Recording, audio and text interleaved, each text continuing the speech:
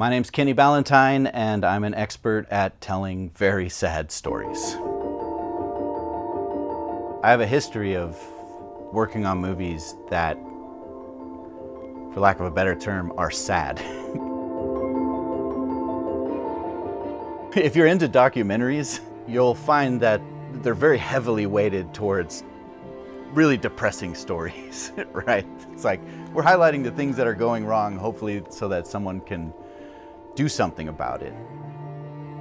And so because of that, I have had many years of sitting with people who have had terrible things happen to them,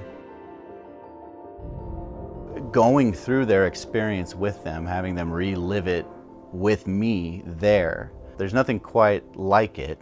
You want to do it right. Like you want to approach it with the right respect. You have to create the right kind of atmosphere and setting and sense of safety for that story to come out. It usually starts with an attorney contacting me and saying, I have this person, it's the right type of case that merits having a settlement documentary or mediation video. What I do from that point is basically say, I just need a name and a number, and I'm going to take over from there.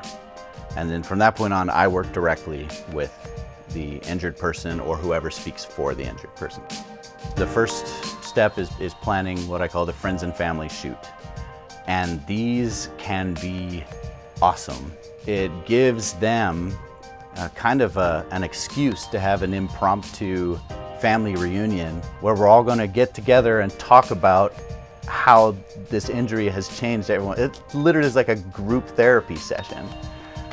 And I've had so many times where at the end of one of these shoots, daughters and sons or parents will say like, I know you needed me to come do this for you, but this was really good for me. Like I needed this. I didn't know how much I needed to sit down and to say those things, you know. I'm talking to the injured person first and foremost about what life was like before they were hurt, and then we talk about how life is now. It's literally that simple. Two halves of the story. This is who I was, this is who I am. And then whoever knows them well and cares about them is there too to add their voices to it. I knew them before the injury and this is what I saw. This is who I knew. After the injury, they're not that person anymore. They're a different person. We've lost something and we're mourning something. We're mourning the loss together. I collect photos and videos from the injured person and their family. Whenever I ask for those, they often say, like, okay, let me get you photos of when they were sewing my arm back on. Let me get you photos of the wrecked car.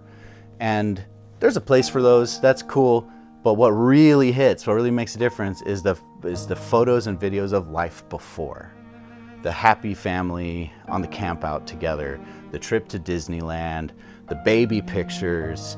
My whole point is to paint a beautiful portrait of what this person's life was before the injury came, so that when the people representing the other party get a look at this video, they have to really face the loss. The loss is real. It puts a kind of weight on the side of what was lost that the numbers can't do alone. It adds so much to give a genuine, emotional human face to these cases, to invite the mediator, the insurance adjuster, the opposing counsel to get to know this person really well and have to kind of carry that person with them when they make their counteroffer, right? When they are considering what to hold back or deny that person, it's a whole different ballgame if they feel like they're one of my friends now. Or I see this person and I see my mom, I see my auntie, you know. That's the difference. That's what this does.